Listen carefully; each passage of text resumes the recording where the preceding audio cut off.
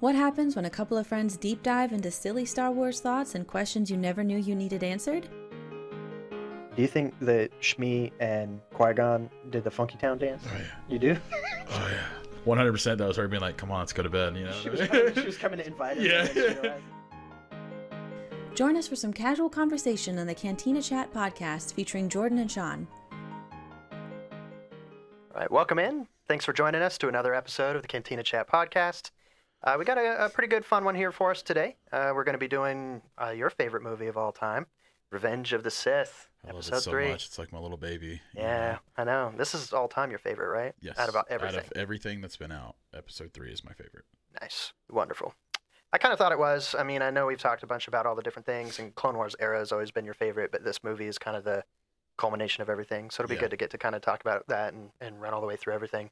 And then we'll be closing out the show with a game that'll be kind of fun. A nice new one that we've never done before. So that'll be kind of cool. I love games so much. They're pretty fun, man. I always enjoy having a good time with it. But yeah, we've got our producer with us here today, Miss Savvy. We call her the Force Ghost on the Coast. How are you? I'm doing great. Good. As always, Mr. Jedi Jester Jordan's joining me across the table. How you doing, man? Good, buddy. How are you? Good. Thank you. So we'll just jump right into it. I was going to ask you, do you think that this is? I was rewatching the movie right before the podcast, and I'm thinking this has got to be the one that has the most quotable lines out of anything of all Star Wars. Yeah, I think so. I mean, a big one is just this is where the fun begins, and then another happy landing is one that I say so just randomly. Hello there. Reason. Hello there. Oh my gosh. Right. Do it. Yeah. You know? I am the Sith. Do it. Yeah. Do it. I love it so much. It's good. Yeah. You know, but no, it definitely. I mean, I feel like every time you rewatch any of the originals or 1, 2, and 3, you won't think about you're like, oh, there's 2 movies where you quote the most out of. But I honestly feel like when you rewatch them, you're like, never mind. I say 50 different quotes from every single movie, but you don't realize it. Or somebody will ask you what's your favorite quote from episode 6, and you'll say one, and then all of a sudden there's 5 more, and you're like, oh, I forgot about those. Absolutely. You know, but no, for me personally, what I quote day to day, it's definitely episode 3. It's gotta be. It's a pretty funny one. Yeah. It's all around a good movie, but I know that this one is closing out the prequel trilogy, obviously. Yeah. And I'll try to jump right in because there was stuff that we obviously didn't get to talk about too much on some of the other ones that we've missed and whatever. Right. And there's so many good story beats and stuff to talk about on this one. But one of the things that I'm always really big on is stuff we haven't really talked too much about yet. Right. But some of the production pieces and some of the behind the scenes, just some of how some of these things are made. Yeah. And I think the sound work is really good in all of the movies, but the prequel trilogy in particular, I love the sound design. Yeah. There's some amazing stuff in there, and I'm such a weird nerd about sound stuff that. Do you know what a Foley artist is? Have you ever heard of that? Mm. So you probably know what it is, just maybe not heard the term. But basically, a Foley artist or a Foley engineer is basically who does the. They'll make a movie and then they'll need to record in a studio the actual sound effects of that thing that's happening on the screen. That's what Foley is. Okay. So there'll be 2 people in a room by themselves, and some of that stuff is that's why I say that was what I wanted to do when I was a kid. It was I was I want to be that guy that's making noises behind the scenes. Well, we've always talked about episode 2 in the arena with the Acklay. Yeah. We talked about that. I don't know how many times. The shovels in the sand. Yeah. The girls were in a sand pit, and they were using shovels to make the noises for each of its little thing. Even stuff that does have a sound but doesn't pick up super well, like in that same movie when Anakin and Padme are kissing. Those same 2 girls that were in the sand pit, they kiss their hands, they kiss their arms, and that's actually the noise that you hear that they put on the screen. But everything about those things is really amazing. I know your gunship that you like, the LAAT, the Republic gunship, is it's like a really old biplane that they recorded. Okay. And a crop duster kind of style plane, and they pitched it like really high, and they like tweaked the sound effects of it, but they just went and recorded a biplane driving around, and that's actually the noise that you're hearing. Okay. And they took that same noise, pitched it way down, tweaked it more, and that's the Geonosian fighters. Gotcha. So they don't sound anything like each other in the movie, but that's actually the same sound as they recorded the same airplane. Okay. But it's just, I love that stuff so much. That's I mean, cool. The iconic like Star Wars blaster noise. Well, is, that's a power line. You're hitting a wrench, or using a wrench, hitting a power line, and basically, tweaking all that. Yeah. Ben Burtt took a like a metal rod that's kind of like a wrench, basically. Okay. And he smacks a power line, and that's what legitimately makes that noise that we hear. I always thought that was cool. That's amazing. I don't know why I always get so hooked up on those things, but I was like, if I could ever be like in some kind of sound studio, that would be my dream job, I guess. That'd be so cool. Yeah, those are cool. I always think that's another thing that we've always said is that Star Wars has been really that's like their thing, is their crazy different sound effects that they've made themselves. And you're inventing a whole new world. You have to also invent a sound that sounds somewhat believable for this weird fake thing that we have never heard, obviously. So you got to have some kind of stretch of imagination, but still grounded in something that feels realistic to you and I. Right. That's really neat. You know, those weird little centipede worm things, that was like fruit. And the girls were like squishing fruit by the thing, and that was with the noises it was making as it was like crawling around.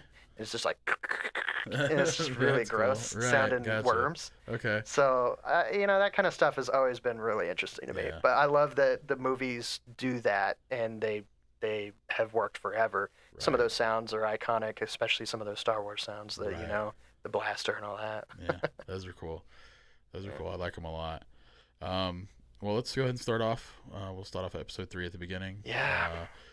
The best opening scene in any Star Wars film, in my opinion. We're mid-battle. I mean, and it's crazy. You just have ships flying around. You see Anakin and Obi-Wan flying side by side, flipping over, doing all this stuff, and it's like they come up on like the side of the galactic cruiser. Right. They're like coming up, and then they do like a roll like over the top, and then all of a sudden you're just looking down at an entire just space battle. To me, it is the best opening scene. It's beautiful. Right. It's intense, and then you just immediately fall into them doing their thing, going on their mission, so on and so forth. I don't know. Like when I was a kid, I remember when I saw it in the theater, I was like, oh yeah. Didn't matter. I got the DVD when I was young, went home, same thing every time. I was just, my jaw dropped. It was amazing.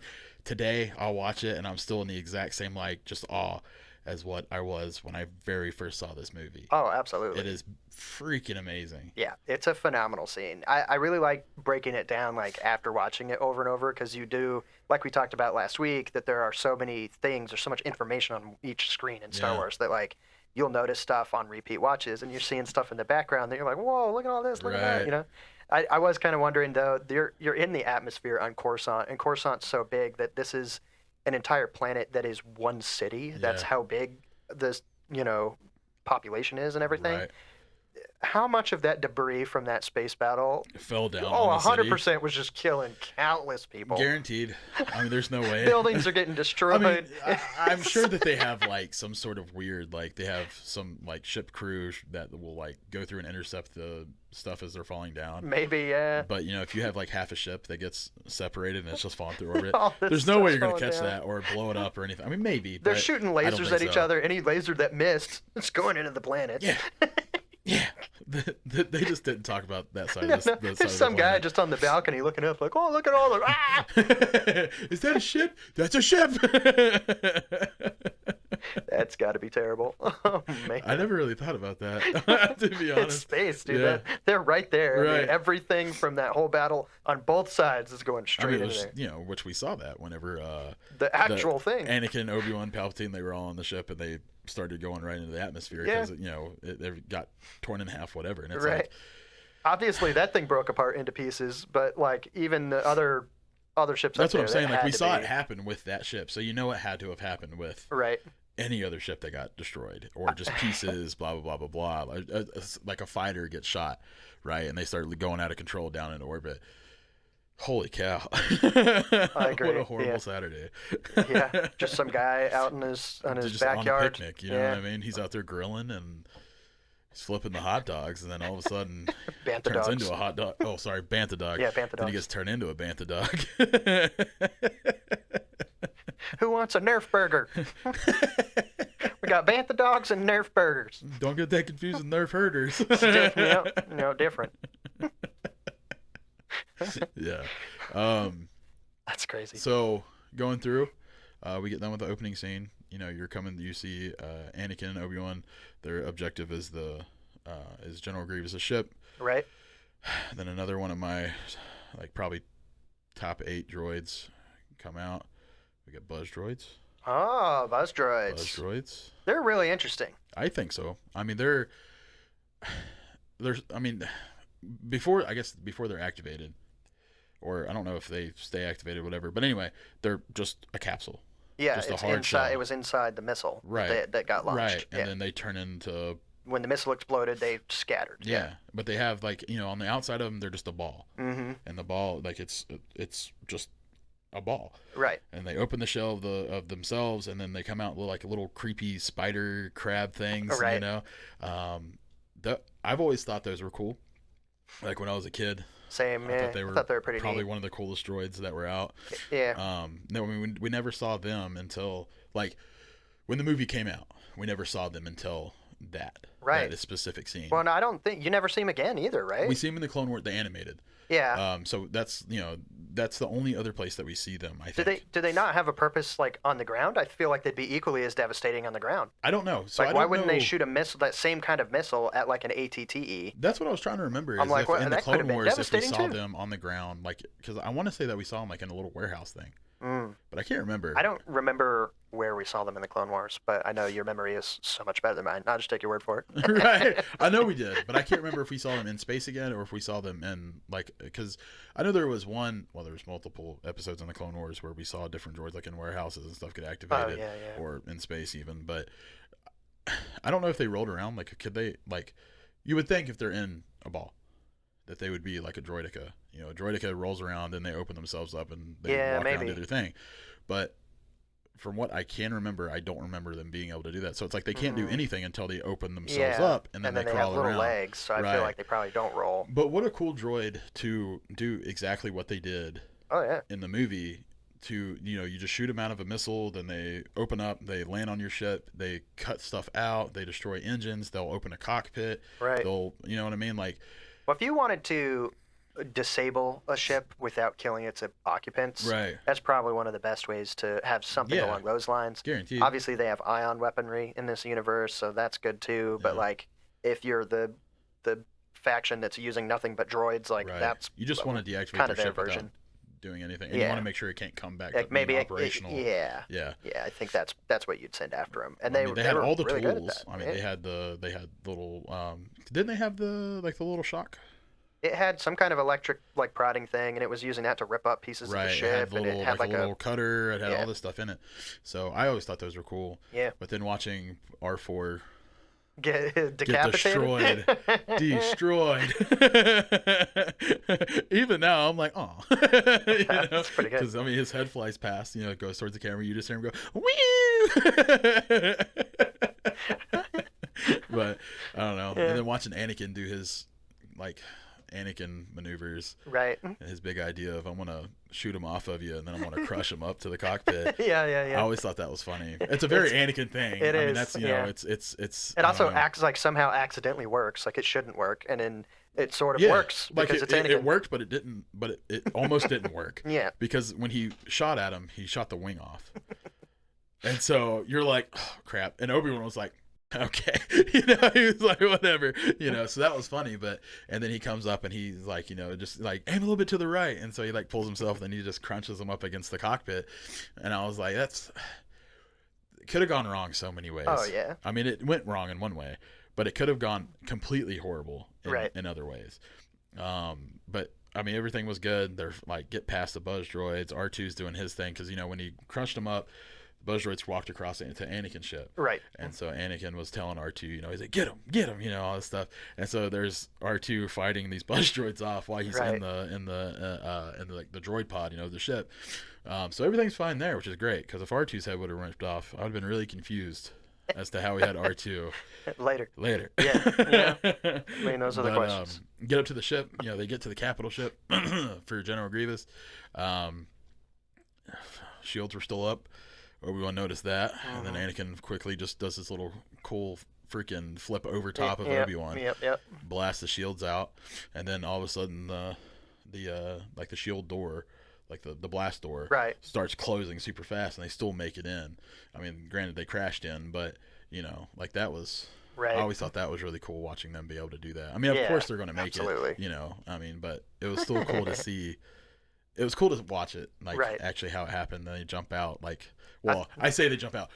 Obi-Wan jumped out immediately as soon as the ship stopped. Or well, it was still sliding, wasn't it? It was still sliding, yeah. And he jumps out of the cockpit and he starts messing up these droids. And there's Anakin taking off his 3-point harness. He's like, already. I thought that was funny too. Yeah, I liked it a lot.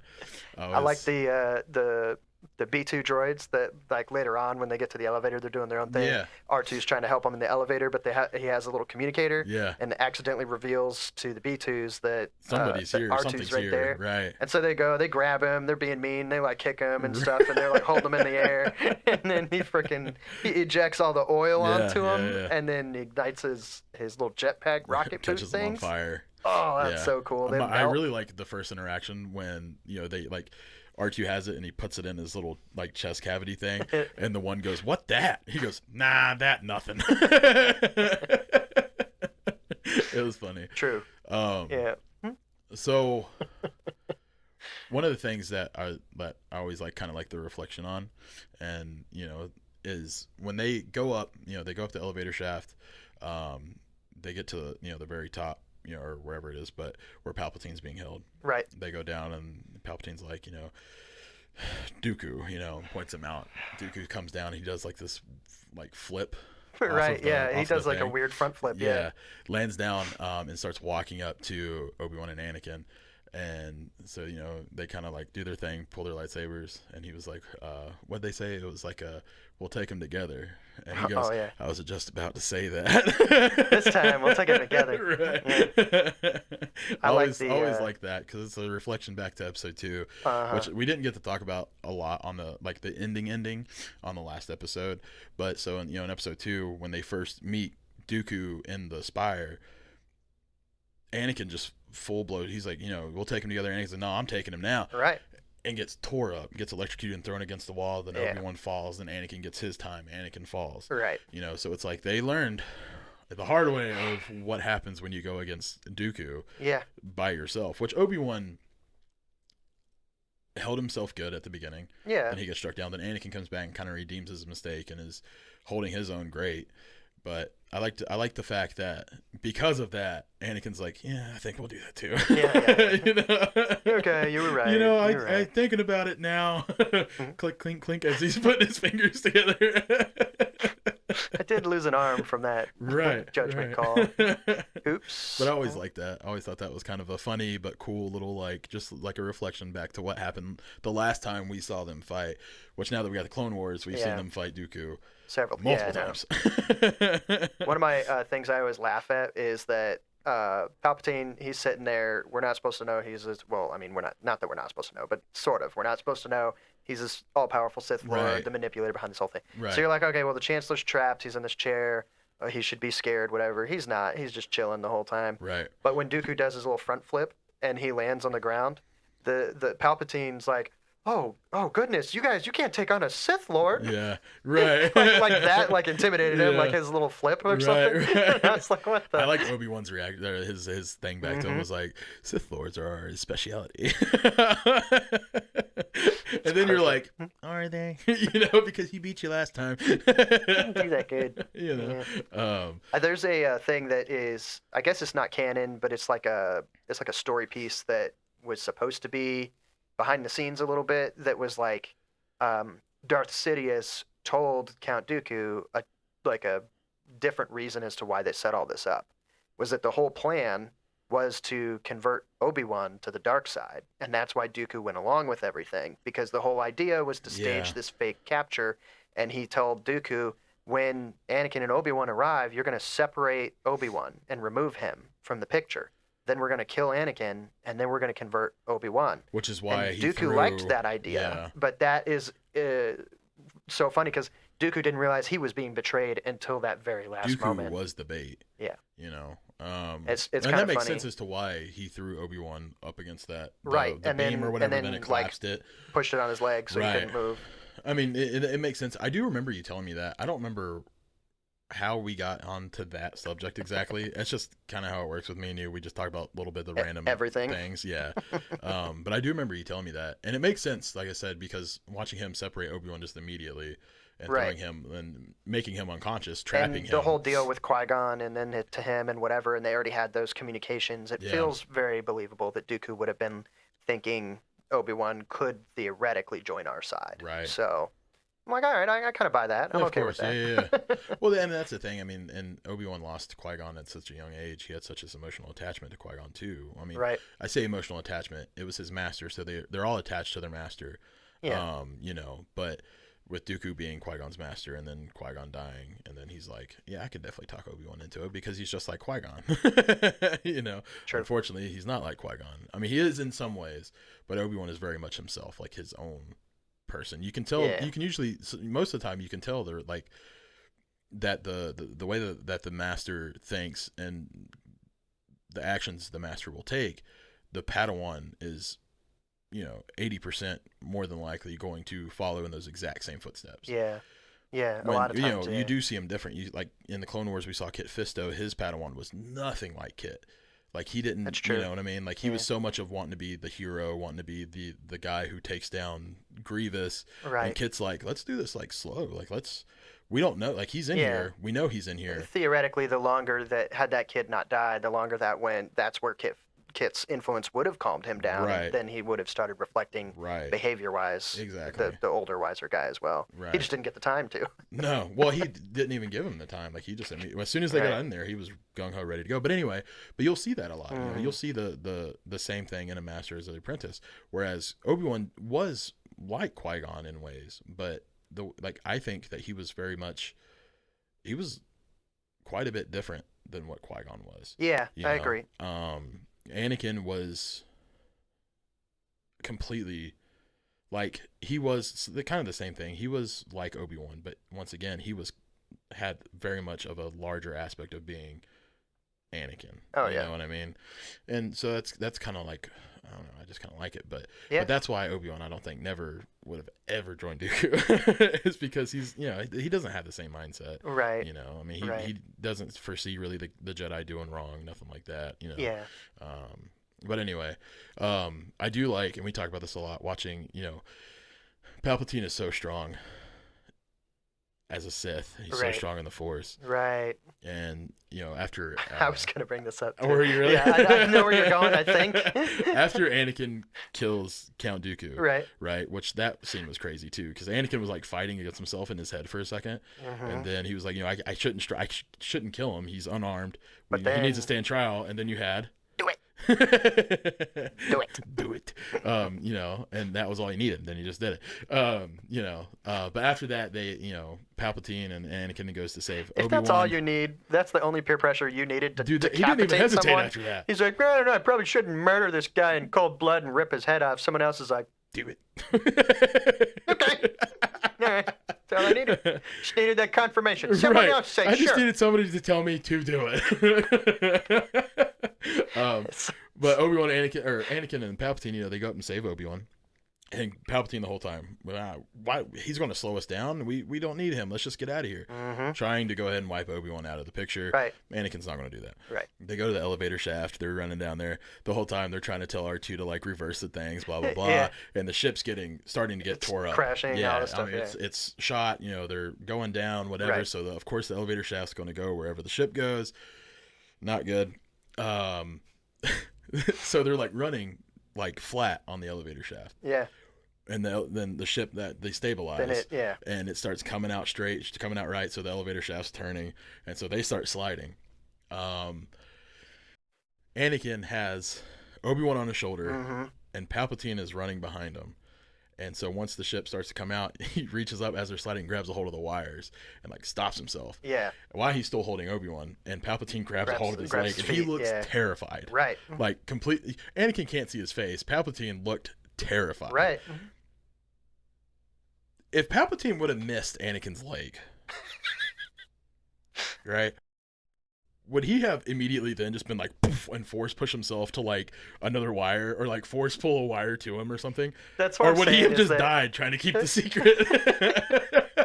the number of times this happened in the Clone Wars in the TV and the animated stuff so many Yeah. times too. Like there was especially the scene. I mean, it happened a ton of times, but especially the scene to me that always sticks out is like the Zillo Beast was attacking Coruscant. Yeah. It gets loose and it does this whole Godzilla scene with all this stuff going on. Mm-hmm. And Chancellor Palpatine is sliding off of skyscrapers and then falling in dead air, just dangling. His feet are kicking in midair, like, oh no, I'm gonna die. Right. And yet he has the immense amount of personal control to not reveal that he has crazy strong force capabilities to clearly save himself. Right. But is banking on, compared to him, significantly inferior force users Right. appearing out of nowhere and saving his skin multiple times throughout this arc. And it's Right. like, I would have never had the control to do that if you were in that situation. Yeah. You would have definitely accidentally, I don't know, shot somebody with lightning or Right. something and Right. been like, oh, whoops. Where'd that come from? Oh,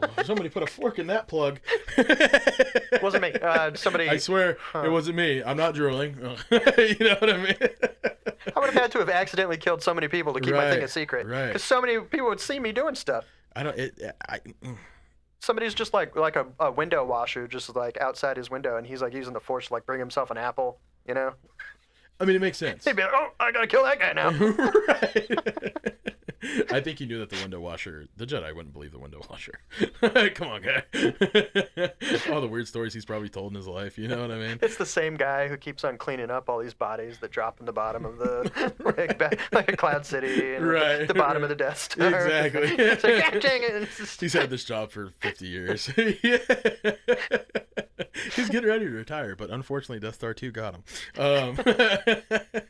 That's a shame. Yeah. All right. So yeah. So I don't know. It's hard for me to see him not using being the so Force. skilled at keeping his stuff secret. Yeah, that's I would. That's a lot of self-control.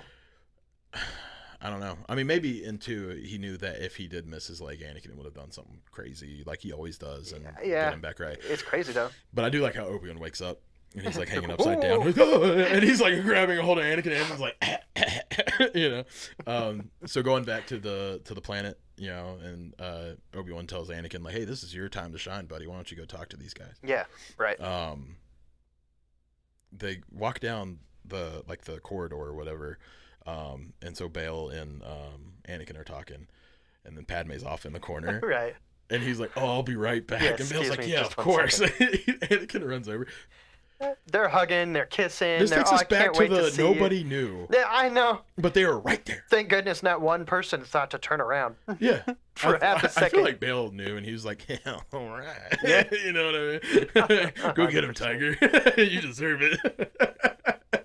They were not being secretive in the slightest. That's the hard part, you know. Like, I mean, and that we talked about that in the last episode.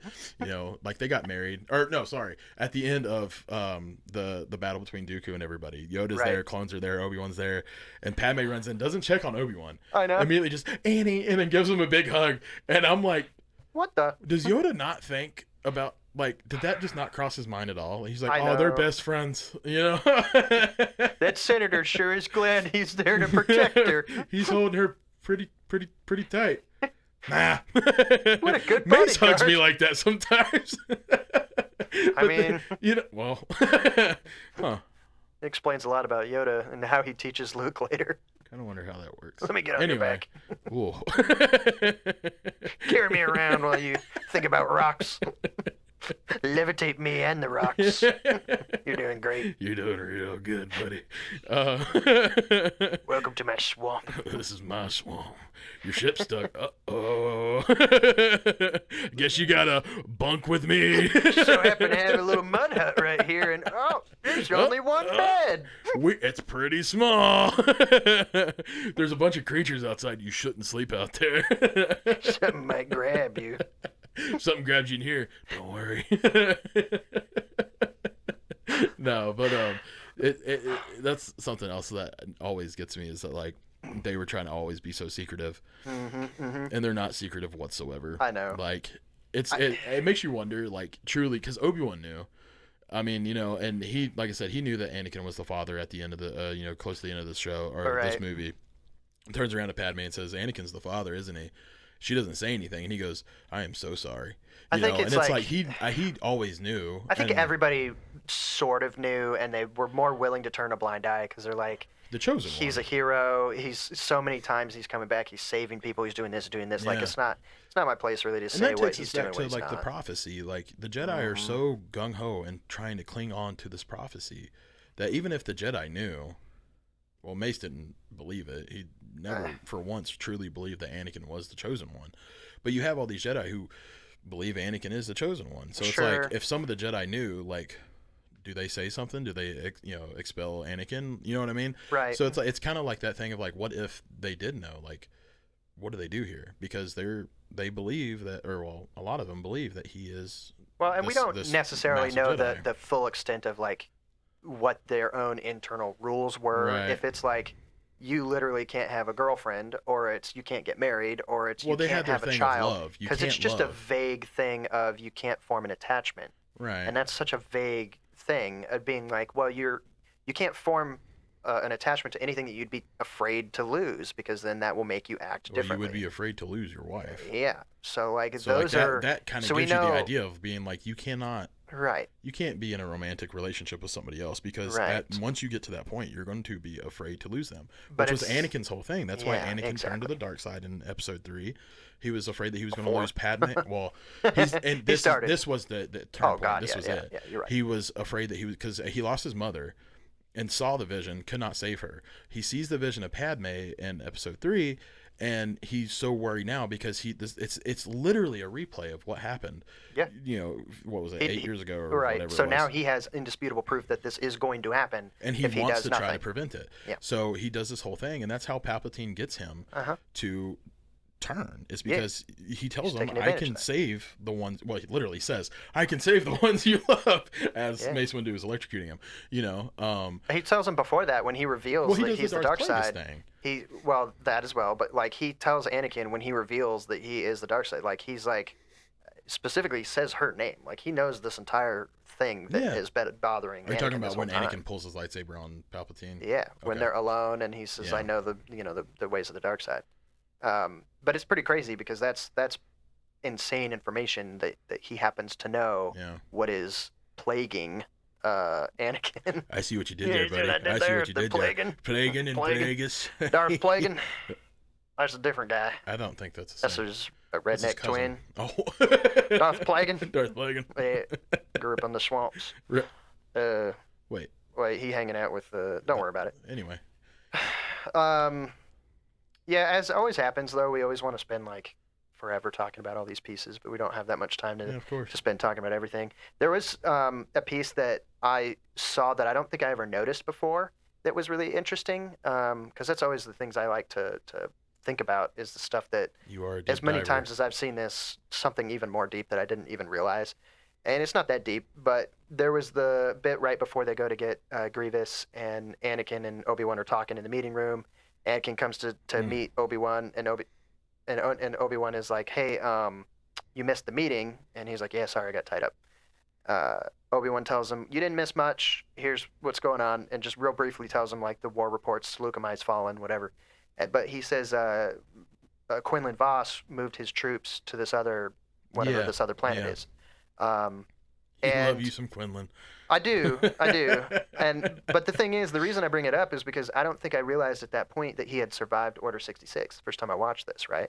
Oh, yeah. So now I'm thinking, okay, well, he's on this other planet, Bod's Pity, or whatever they said, which I don't know what that is.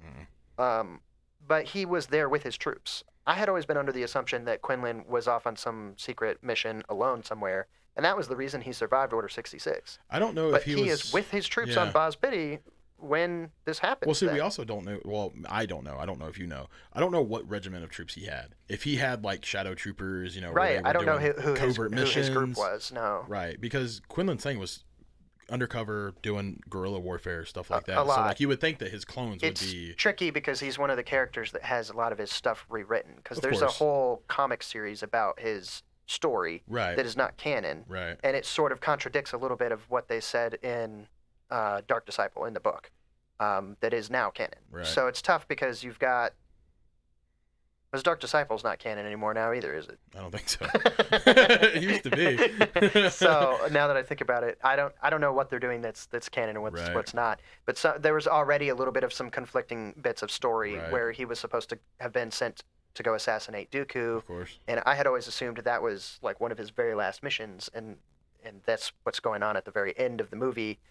That's when he falls for Asajj because he's trying to recruit her to help him. Right. All this stuff going on. I thought all that was happening, but in the comic series before the book, he meets some other girl. They go to Kashyyyk. It's like a whole different story. So, well, this is going to kind of take you back to where we talked about, like when we were doing the Acolyte, was stuff changing. When things change, it changes everything. Yeah, and I know like what really was know. canon isn't canon because they wanted to make this work. Right, but all we know is 100% canon is from that statement in this movie. Yes. He had his own regiment of troops on this planet in the Outer Rim. Doing his own thing. And that's where he was when Order 66 happened. Right. So I'm now pretty curious about how he survives fighting off his own troops and stuff. He kicks butt. What do you mean you're... Well, yeah, but so did so many Jedi that fell. Oh, yeah. So many. And that's what I want to cover, too, and then we'll kind of jump to the end.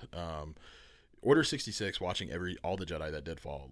We've watched all of the main Jedi that we have seen and followed through the entire prequel fall. Yeah. We watched Kit Fisto. Kit Fisto died due to Palpatine. And Mace, Kit, and everybody, they all went to go arrest Palpatine. So we watched him fall. We watched the other 3 Jedi fall, and then we go to Plo Koon getting shot out of the sky, Aayla Secura getting shot in the back by Bly, and then what a horrible. Yeah, hers that was crazy. Hers was that was brutal. Probably the most brutal that we see in the movie. Yeah. Because after she falls, she's laying there. She's dead. She's already gone. She got a blaster shot right in her spine. Shooting. Her entire little squad just keeps relentlessly shooting into her. Yeah, while the screen obscures what's happening to her. And I know that you told me before.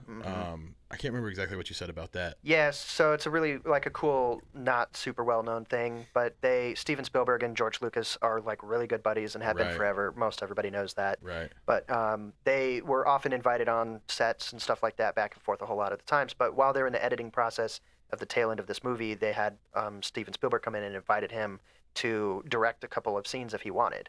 And he directed all of the Jedi dying in Order 66. Right. And to my knowledge, they only used 2 of them, but the 2 they used was Plo Koon and Aayla Secura.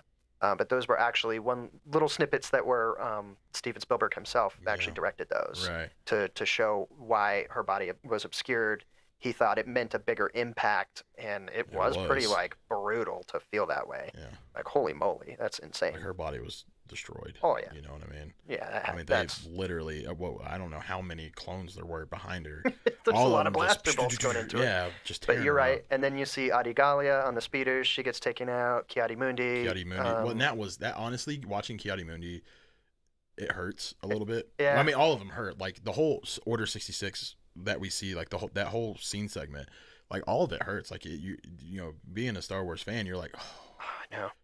I mean, what's going to happen. It doesn't matter if you watch the movie 100 times. Every time you watch it, it always kind of puts that little that wrench in your stomach. Yeah. You're not wrong. Ki-Adi-Mundi, they're taking this bridge and they're getting ready to take this objective. And he's running across. He turns to his troops and he's like, "Come on!" Yeah, and he's like, "Why aren't they charging with me?" Well, they run and then they immediately just stop, and then you hear the blasters lock. And he turns around and he starts deflecting, and the shock in his eye, because he saw it coming. As he got betrayed at that moment. He saw it coming. Yeah. They didn't shoot him in the back like they did with Aayla. He turned around and was like, "What the heck? Like, what are you guys doing?" And then he starts deflecting, and then he gets tore up too, And so seeing everybody go, that. Brutal, absolutely sucks. Brutal. Yeah. I mean, Yoda, was on Kashyyyk after the whole Battle of Kashyyyk is taking place. Blah blah blah. The Republic wins that battle. They're Kashyyyk safe. Commander Greer's behind Yoda, and Yoda jumps up and cuts his head off with. Yeah, he decapitates Greer and someone else at the exact same time. I'm sorry. Greer, someone else. Yeah, but their names are so close. It is. But he gets 2 in one swing instantly. Yeah, and he Chewbacca feels what's going on. Who was the Captain Tarful? I think is the guy who's with him. They were like, wow, what the heck? Just killed his own people. That's what he said. That's Scooby-Doo. That's where it came from. Scooby-Doo's the Wookiees for now on. That'd be funny. Let's get a whole show about that. But, so, Yoda's fine, takes off, but, like, he feels it. And he grabs a hold of his chest, and he falls down to a knee and all this stuff. And, the whole time that Order 66 is happening, Anakin's doing his thing. I mean, he's the one that caused Mace to die. We watched him get thrown out of the window, which Mace isn't dead. He's fighting Palpatine, or Sidious now. Sidious is down, and he's deflecting the lightning back to him. And that whole fight was crazy. Yeah. And I've talked to you about this so much, like what is it? Just like like where they film it with other stuntmen. Oh, sure. You know what I mean? Those videos, I know I showed you one. There's like 3 of them out there about how it could have looked. All of those are freaking crazy. And I know that when you get into it, you have Ian McDiarmid.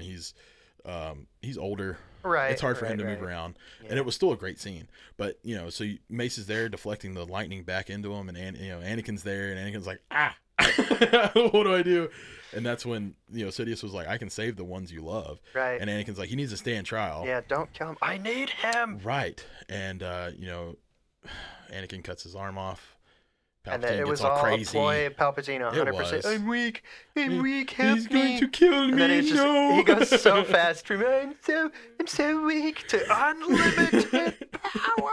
And just throws him out the window with Force lightning. It's crazy cool. So we watched all the Jedi die. His voice immediately gets really amazing right after that. Unlimited power! And I was like, oh my God. Gives the new name to his new Lord Vader. His voice, great. It gives me cold chills all the time, because just the switch from Palpatine to Sidious, Sidious, he doesn't have to worry about nothing. He knows he succeeded, and he gets that crackly, crazy, deep voice. Yeah, and it is fantastic. A voice that you will never hear from anybody else. It's pretty cool. It's amazing. Pretty cool. I do think it's really interesting that, so immediately after that, right, he gives Anakin instructions that we need to now discover together the secret, the only secret I wasn't able to gather from my master, which was this immortality to save her. You need enough dark side knowledge in order to do this. You need to be stronger in the dark side. So I'm going to send you to the temple, kill everybody that's there. Do what needs to be done. Only then will you be strong enough in the dark side, right? That's what he says. So Anakin's like, all right, I got to gather a bunch of dark side points. Also, right? I got my times confused. Right. Mace died before 66 was actually initiated. Yeah, but barely. But I mean, it's all the same. Yeah, it all happens. The same time. Basically, it's literally 30 seconds, and then here we are. But he sends him to the temple. He slaughters everybody, right? Including all the younglings, the most, that famous scene where, Master Anakin, what are we going to do? There's so many of them. And he's like... Fun fact, when the kid jumped, Anakin, Hayden Christensen, literally was like, boo! And scared the kid. And that's why the kid jumped backwards when he ignited his lightsaber. That's a little fun fact. I love that so that's much. one of my favorite fun facts ever, because it's just so silly. Anyway, go ahead, carry on. The little kid, they couldn't get him to be scared enough in the scene, so Hayden just scares him. That's awesome. Yeah.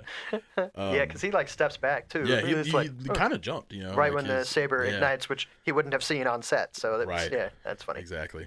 But my point is, so he slaughters all the younglings, he slaughters all these Jedi, and he's becoming bad. He's also turning killed to the dark side. Jocasta Nu. They had the whole crazy little fight scene in comics and stuff. Okay. It's pretty cool.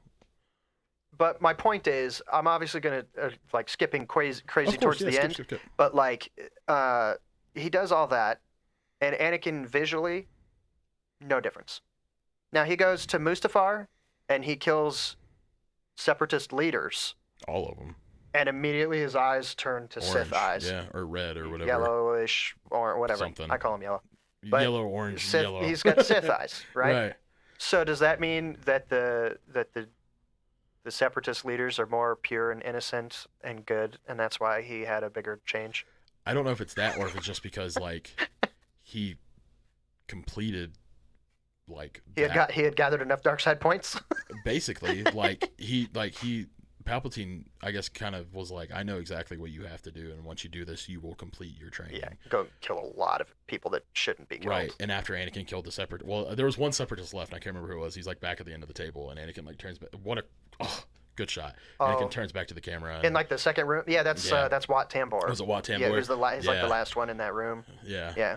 So, but yeah, I don't know. I don't know if it is confusing. Like, like he just... It's funny to me. You'd think that killing a couple of kids would be all you'd need. Nope. You got to kill all of them. Every single one. I just thought it's funny. So we'll go ahead and jump to the end. Right before Obi-Wan goes, he sees the hologram of Obi-Wan Anakin killing the younglings, and tells Yoda, send me to fight Sidious. I can't fight Anakin. Yeah. But Yoda was like, you're not strong enough to fight the Sith Lord. You can fight Anakin. That's who you can take. That's what you need to do. So Obi-Wan goes, talks to Padme. That's when, he sneaks onto her ship, all this stuff. Right. She flies down to Mustafar to find Anakin. Anakin has already killed everybody. She comes out, and she's, Anakin's excited to see her, and they hug, and he's like, telling her all this stuff now, like, we can take over the galaxy. Like, this could be us. Yeah. And she's like, no, yeah, I can't. Yeah. Yeah. Like, she tells him, you're breaking my heart, because he's completely changed. Like, in a matter of hours, I mean, I don't know if it's really hours, but what I mean. Right. He's changed, like, so much. It's, again, people that are seeing this slow descent, but not really saying a whole lot, letting these little changes add up over an amount of time, where now he was willing to make this leap, and all of a sudden it feels to the people closest to him like it was a big change, when really he's been changing slowly like this. This was the last bit of change he killed needed. Tuskens. Yeah. And this is what put him over the edge, and now all of a sudden she's saying, hey, wait a minute, you're going down a path I can't follow. Yeah. And so he's more shocked, and then he looks over, and there's Obi-Wan standing just like kind of like Batman. Hero pose. Yeah, Batman, you're darn right. And so he immediately changes, gets mad, and he's like, you brought him here to kill me? She's like, no. And he force chokes her, and then Obi-Wan's like slowly walking down the ramp, and he's like, put her down, stop. And he drops her, and so Obi-Wan goes over, checks her, makes sure she's still alive. She is. And then they have their conversation of, Anakin's brought peace, freedom, justice, security to his new empire, and Obi-Wan's like, your new empire, right? And he's like, don't make me kill you. And then that whole speech, the whole ending to this, and we watched together. You know how I get this, because this movie is so important to me, because of one, I watched it, that was my prime, and Obi-Wan and Anakin are like my two truly favorite Jedi combo. You relate a lot to both of them. Right. So it's really tough seeing them fall family apart, dynamic get ripped apart by their own actions. Exactly. And wow. In the speech of them going back and forth, it gets me. Yeah. I mean, it just gets me feeling, Yeah, I get it. And so they go through and they do this whole fight, and they fight through the whole inside of the building. They jump to the bridge. Yeah. The bridge collapses, so then they're swinging back and forth. That's cool as crap, too. That's amazing. Watch them swing over the lava and still clashing lightsabers while they're swinging is crazy. There's lava raining down, and they're like trying to run away from the lava. Anakin's still trying to get a cheap shot on him. Yeah, and he's that's what I'm trying saying. to block. Well, they were climbing up the thing. Yeah, when they were Anakin climbing up, swings too, up, like trying to hit Obi-Wan's leg. Right, and he's like trying to get away from my feet. Right, stop it. Don't bite, So they do that, and then they jump onto that one. Well, they jump onto two of the lava droids. Yeah, one's like a platform that they probably had, crates on. And the other one was like a droid with a bucket. Droid, yeah. And that was kind of cool too, because like when Anakin jumped onto the bucket droid, the droid like goes down and releases his bucket, and it's just enough to keep that droid up above the lava. Yeah. I thought that was a really cool it's a nice touch, little detail add-on thing of like it was almost too heavy. Programming was like, oh no, this is too heavy, and it knew let go so you don't burn up. And it was like just enough to bring it back up. I always thought that was really cool. I agree. And so they jump onto the same platform, they clash a little bit right there. I can't remember, what is it? Do you remember what it is that Obi-Wan and Anakin say to each other while they're face to face? He says, I have failed you. Oh. I have failed you. Right. And then he says, that's when he says, from my point of view, the Jedi are evil. Because he said, well, then you are lost. Yeah, right. Yeah. And then they so they go through. Then he goes Obi-Wan back. jumps over to the hill. Famous hill. High ground, baby. The high ground. And he was like, it's over. Yeah, it's over, Anakin. I have the high ground. Anakin's like, you underestimate my power. Don't do it. Granted, Anakin's very powerful. Right. But Obi-Wan knew the trajectory is a big thing. Like, for Anakin to get up behind him to strike him down, like what he did to Maul. Right. If you're equal ground or lower, or sometimes, but Obi-Wan was lower, but he shot out of like Mace, where Maul wasn't ready for that at all. Right. Obi-Wan knew unexpected. That's the only way that Anakin could get to him is to jump. Right. And he would try to cheap shot him, try to get behind him, and he knew like it's not going to work. Yeah. And Anakin jumps, and Obi-Wan, like butter, slices off 2 of his legs, 1 of his arms, leaving his robotic arm. Anakin falls down to the lava, and right there, that's when it hits me. I'm right there on the line. Emotionally, very much so. And you see him trying to climb up with his little robot arm, trying to dig into the rock, and then they have their very emotional. Well, Obi-Wan's very emotional. Which Anakin's emotional too, but he's angrily emotional. Right. And he's telling him, you were my brother. I loved you. Right. And watching Obi-Wan truly go over that boundary on screen of attachment. Oh, God. It hurts, Yeah. And Anakin, his words back were, I hate you. Yeah. Yeah. And he was like, you were the chosen one. You're supposed to destroy the Sith, not join them. And it's like, oh, God, I mean, it's crazy. Yeah. And one of the things, and after this we'll be pretty much done, one of the things was, I can't remember where I read it, but in the thing, Anakin, as he was laying on the ground right before he caught fire, it was, instead of I hate you, Anakin was supposed to say, help me, to Obi-Wan. And Obi-Wan was going to say no. Right. And instead, they replaced it with, you're my brother, I love you. Yeah. And it was, I hate you. And it's like, if they would have put help me, oh my God, I would have cried hard. I would have baby bawled. Which, granted, it's probably the same as I hate you, because they were so close, and for Anakin to look at him and say I hate you is a gut punch. Mm-hmm. For sure. I don't know. It's just, it was always so tough for me, even as a kid, and then I'm an adult, and it still hits me the exact same way.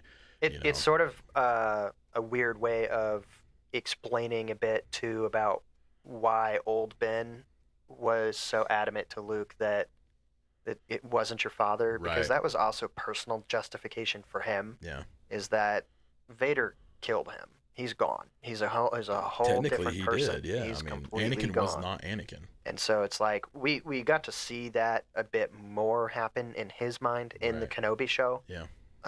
But it always felt like if what had happened in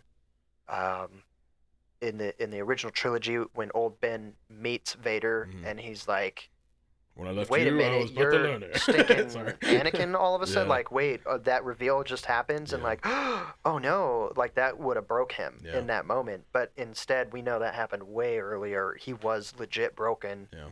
His brother, and he finds all this out. So that's one thing I thought that Kenobi did good, taking from this show and really expanding on that heartbreak piece of them being together. And for him to see Anakin's face, or part of his face, that was like the big crusher for Obi-Wan, because he heard Anakin's voice, saw Anakin. So, all this happens. Obi-Wan leaves. Vader gets. Anakin, which is now Vader, gets taken by Palpatine back to Coruscant to the medical chamber. In the whole time of travel, Padme's giving birth. Right. That's where we get Luke and Leia to be born. And then Padme dies of broken heart, sadness. Yeah, she lost the will to live. I always found it very ironic that the whole biggest goal and the biggest fear of Anakin in this very last push in his descent to the dark side was the fear of his dream coming true, and he did everything that was within his power, even things he knew were bad. He did so that he could prevent the dream from coming true, never realizing that what he was doing was making the dream come true himself. Palpatine knew that. Yeah. Palpatine knew it. Well, he pushed him that the whole way. Yes. But Anakin caused his own fear to come true. Yeah. That's just sad. And that's when we get to, Padme dies and everybody's like, oh, crap. You go back to Vader being in the chamber, watching him get all of his, robotic put on and his plates, his helmet. What a cool scene, too. The suit coming on for the first time. Oh. Yeah, that's what I mean. The helmet, when it's just, and you get the noise too, the like pressure, exiting, and the little whistle as the thing comes out. And then you hear him, you hear him breathing. You hear Anakin breathing. And he has that raspy, and then he goes, and it was like, oh. Seeing the goggles, like the eye hole slits or whatever, just turn into red, like the full red activate, and you're like, that's what he sees for the rest of his life. Nothing but red. Which makes sense. It does. It's like, wow. Yeah. Strong. But that takes it, to where you were talking about how Anakin's whole thing was for Padme. And then he gets brought up and he immediately asks, is Padme all right? Is she safe? Right. And Palpatine says, well, it seems in your anger you killed her. And Anakin's like, no, she was alive. I know she was alive. I felt that she was alive. There's no way. Yeah. And Palpatine's like, meh.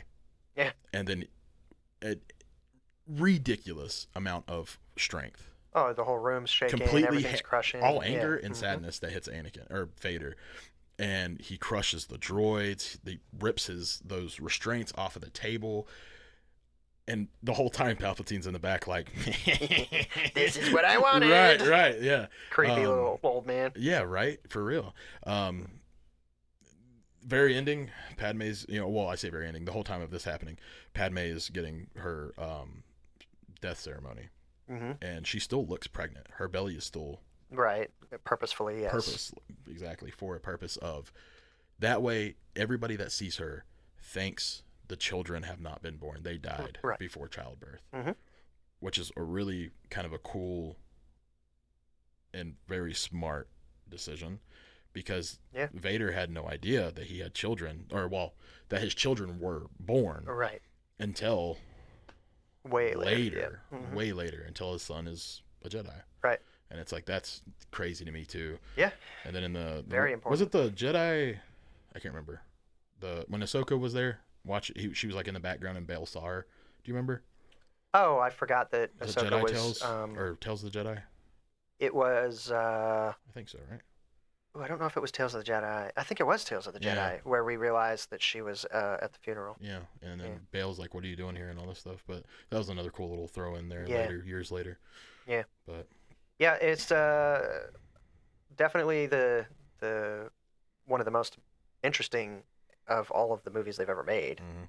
Closing out a really good trilogy, but great trilogy. It deserves to have made all the money it did in the theaters. It broke records. It's like it's a good movie for a reason. The movies 1 through 6. That's the gold. Yeah. That's where Star Wars will forever be. Yeah. Well, I know we always say we could go on forever, and we probably could, and there's a lot more to talk about on this one specifically. But we'll probably need to go ahead and call it here. Of course. So we'll take a little break and play a nice game when we come back, and that'll do it for this week. All right.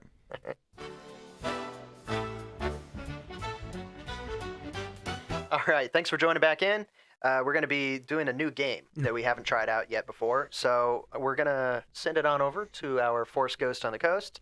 And Miss Savvy can kind of explain to us what the game is called and what our objectives are. Indeed. So this is what I'm going to call the Luke and Leia challenge.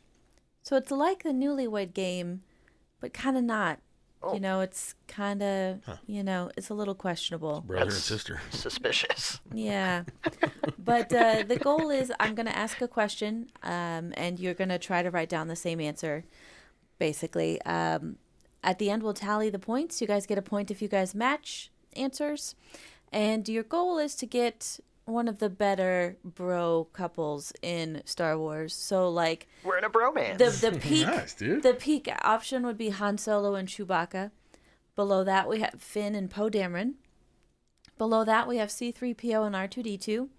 And at the bottom, we have Emperor Palpatine and Darth Vader. So, a little bit of a toxic relationship there. Okay. We don't want that one. Yeah. we don't. We don't want to take over the world, galaxy. Well, we don't want to be killing each other to do it. That happens later, much later. Oh, okay. All right. Okay. We're definitely going to be Han and Chewie. Which one is which? So. Han and Chewie. What? I'm Harry. What do you mean? You went there so fast. This little tiny guy, he's not Chewbacca. Oh. Yeah, I mean, you see what I'm saying? I'm hairy and big. That's at least I get to lead us around, and then do I not know what you're saying most of the time? No, you completely understand me. Oh, okay. Okay. Just like real life, then. Just the words I taught you. All right, so it's a cooperative game. Yes. And we're trying to guess the same thing. We want the same answer. Do we say who's going first? I will. Oh, okay. So our first question is, what was the first Star Wars movie that Jordan watched? So you both write down. Oh, it's a specific. And then I will ask, what was the first Star Wars movie Sean watched for our next round? So I'm going to ask both questions of both of you. So the first one is the first one Jordan watched. So you write down what you believe to be the right answer. Sean's going to try to match you. Is it going to be like what I... This is... First one you think you watched. Mm-hmm. Did you already write your answer down? Yeah, I did. I don't know what's right, and I'm guessing. I do have a logic behind my guess. Did you write like a word out, or did you just write a number? Because of Star Wars, I just wrote a number. I don't really know. Like, I'm sure... Oh, jeez. I thought this one might be a little bit tricky. All right, you ready? Let's reveal. Big, so What'd you write? You wrote one? Yeah. I said 4, hoping... That's more than likely, because me and my dad have had this talk multiple times. Because like episode 1 was obviously the first one I watched in theaters when I was a baby. Yeah. But like, that's the one that I truly remember watching first, because I was at the age of like the little remembrance. Yeah. But Dad's like, no, you watched like episode 4, 5, and 6 multiple times. I was gonna say, I was assuming your parents probably showed you the movies, but at that point you're probably so young you're not gonna remember. Right. I mean, I don't remember watching them before episode 1 came out, and so I'm sure that is the first one that I watched. Oh well, that's the first one that I remember watching. Good. That's fine. It's good enough. Okay. So now, what was the first Star Wars movie that Sean watched? Maybe not as tricky. No, that one's still tricky. How do you spell rogue? I can't remember how to... The one about Han, you know, he's alone. He's never going to live it down for the rest of my life. I don't even remember this. I don't even know. I can't. Roman numerals are tough for me. You don't have to do it in Roman numerals. I just did it because I know what they are. They're all Roman. They're all that way, except for Rogue and Han. You saw Rouge one because you don't know how to spell it. Ready? Go. Hey! Awesome. So I thought it was, but I couldn't remember if it was 4 or 5 because we've had this conversation before. It's also not like the most common thought, but it is my favorite movie in the entire saga. Nobody's is A New Hope, but mine is A New Hope. Everybody that likes the original trilogy, it's Empire Strikes Back. It's what everyone says. Strikes Back. But yeah, for me, it's the first one I ever saw. My favorite of the originals, my favorite altogether, was what we covered today. Yeah. All right. Well, cool. So awesome. So I'll go ahead and switch it and ask Sean's first for this next one. So what Star Wars food would Sean actually want to try? Star Wars food. We've never talked about this once, but I've got something in here. Does that go for like drink and food? Sure. You could count them both. That's fine. We haven't talked about this, so I don't know. We know it's not blue milk. Sean had a very bad reaction to I had blue milk in Disney. Real life blue milk. And it tastes like blue. It's so sweet. It tastes like sweet, like sugar cookies, but times 10. We had that blue milk here, didn't we, when they brought it out with... Yeah, that's what I was... And Sean immediately had to run to the bathroom. That's what I was thinking. Didn't take long. Didn't take long at all. Yep. Lactose intolerance will get you even in space. What are those things called? Oh, it's definitely not what I put. I don't have a real answer that I can think of. I don't know. Oh, I know what you put. Uh-oh. I'm going to add this. It's not going to matter if it's not the first answer, but you ready? Yep. 3, 2, 1. Oh. Java Juice is a really good one. I put Java Juice and Porgs. Porgs is not bad either. I was like, there's the monkey lizards that are on the skewer where they're getting hit. Right. So, so good one. So now we'll throw this one to Jordan. What Star Wars food would Jordan actually want to try? I don't know that many foods. Star Wars food's Or not like drinks. heavily featured. No, but I wrote something down. I don't know either. When I was a kid, I used to think that the food that Luke was eating with Uncle Owen and Aunt Beru was Hamburger Helper. Maybe it was. So when I was a kid, I used to eat my Hamburger Helper with a wooden spatula spoon so I could feel like them. It's cute. I don't know if my mom knew that or not. Well, after listening to this episode, she will. She would be very grumpy if she saw me doing that. I don't have a clue. All right, did you write something down? I wrote porgs. Well, we were. I just wrote bantha meat. You know, it was some sort of meat. I don't know. You know. Okay. Oh well, we did talk about bantha steaks that one time. Oh yeah. That's right. Uh, All right. All right. So our next question, what does Jordan love most about the Star Wars franchise? Like if you could kind of sum it up, and what do you love most about it? that's really vague. It is vague. But you guys got to be on the same wavelength, you know. Well, I mean, there's so many wavelengths to go on right there. Mhm. That's why this is a challenge. My answer is sand. I hate sand. I'm kidding. So rough, coarse, and irritating. And it gets everywhere. Not like here. you. Both of you guys are being real nice. Mm. Did you write? Yeah. What do you got? Reveal. Oh, the graphics? Okay. I talk wrote the about a lot. clones, just like Oh, the yeah. clones. I don't know.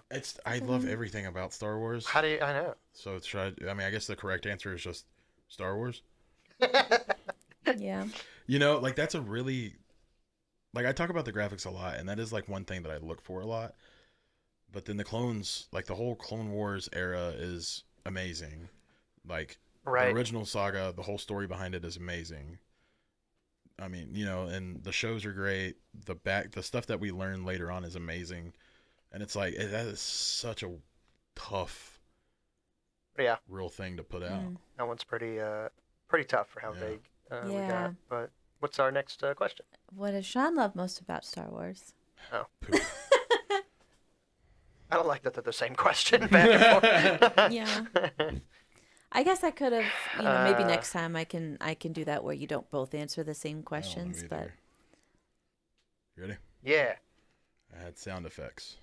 I put oh, that's a good one like for the Force, just the idea Yeah. of the Force. Right. yeah. Especially when I was younger, I think it might be the thing that sold me on the idea of Star Wars, which is just space magic. Yeah. Yeah, I think just the general idea of having all of the different things you can have with all of the different force powers that could exist. Mm-hmm. That's a good answer. Yeah, I like that. All right. So also probably an equally hard question, but I'm hoping maybe also a little funny. So we're going to say for Sean, what does Sean hate most about the Star Wars franchise?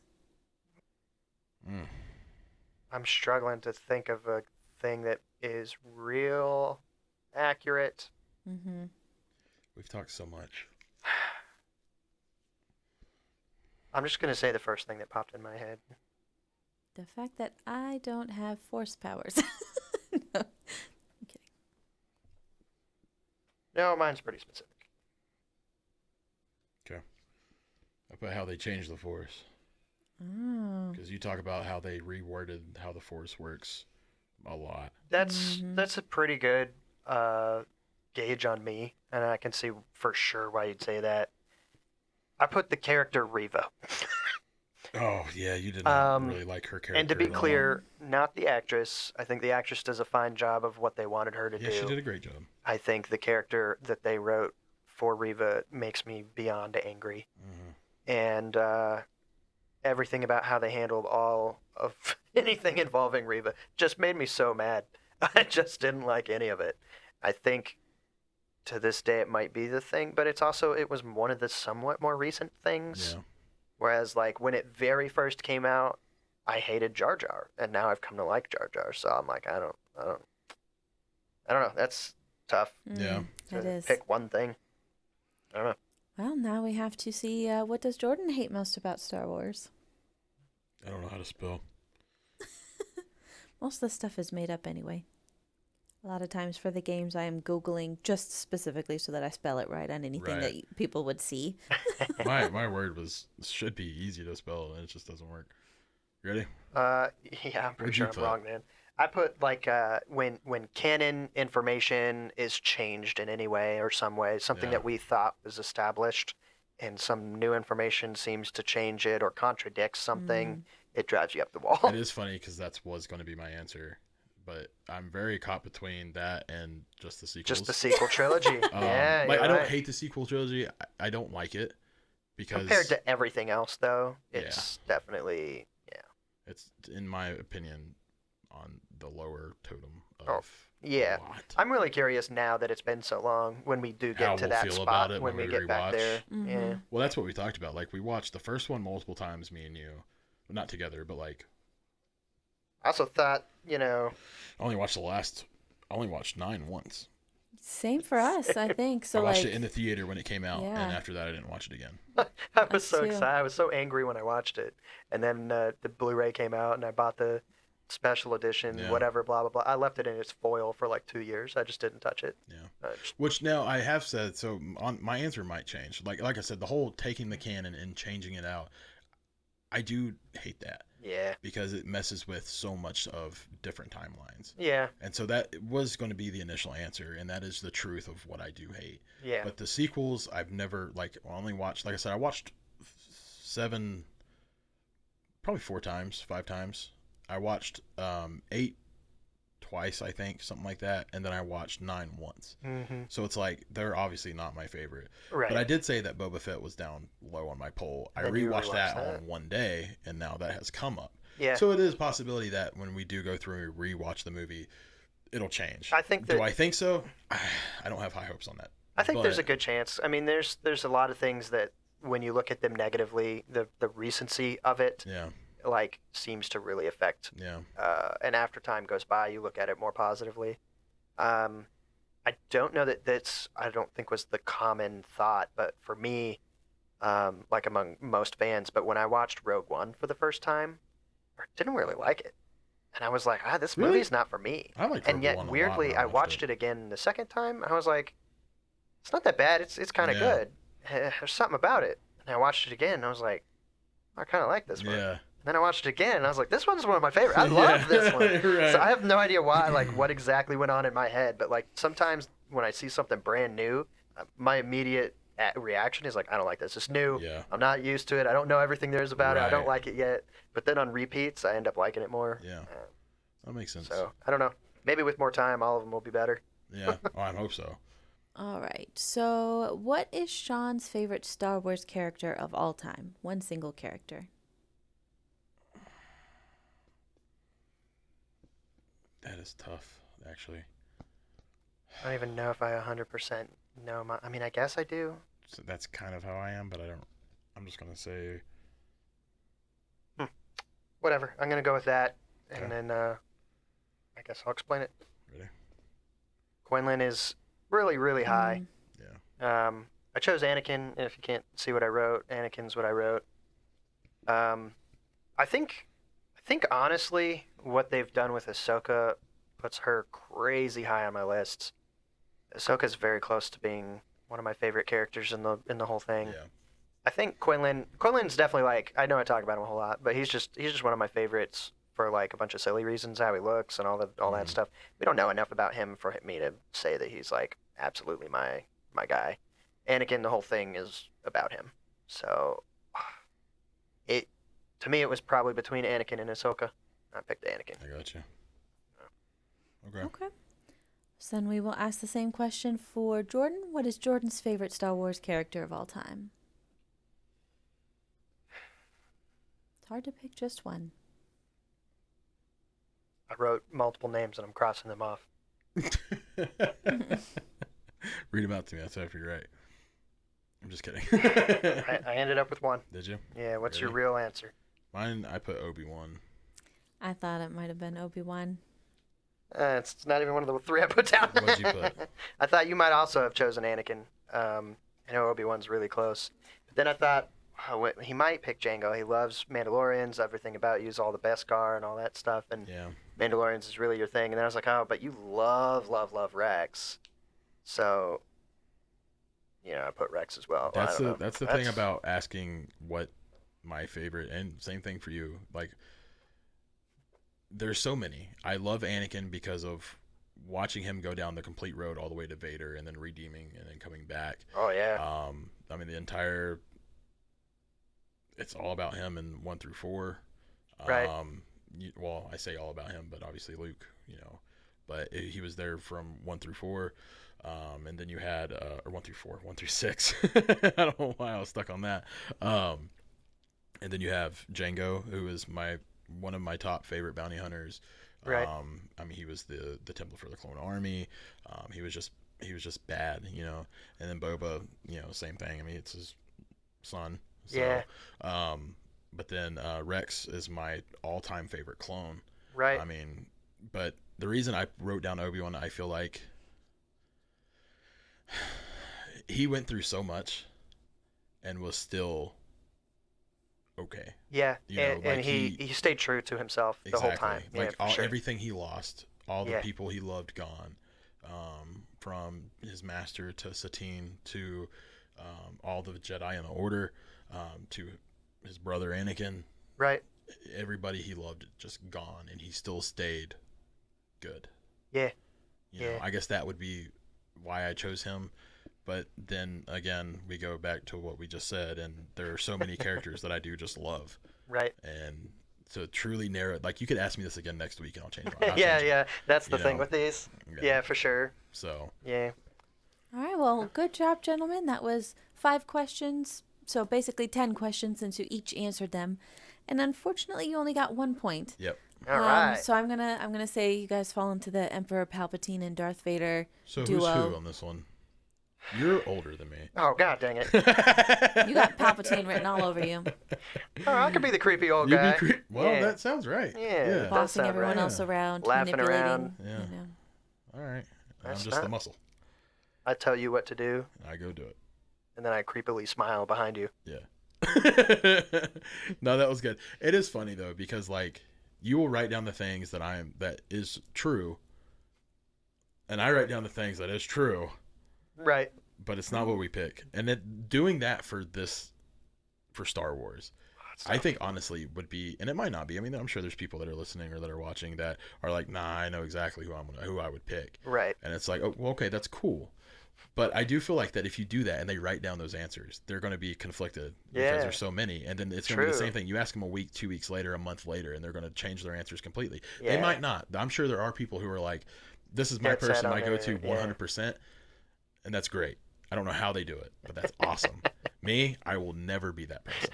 Yeah. You know what I mean? Yeah. It's tough to pick certain little pinpoints out of the entire saga. For sure. Universe. For sure. So. No, but that was pretty interesting. I like that. Yeah. Thanks so much for getting that together and prepared for us. Yeah, thank you. So Absolutely. that'll be pretty good little game. All right. Well, cool. Well, thank you everybody for tuning in. Whether you're watching us on the TV or listening to us at work or on your drive home, be sure to hit that like and subscribe if you are watching on YouTube. And as always, may the laughs be with you. Thank you. Goodbye.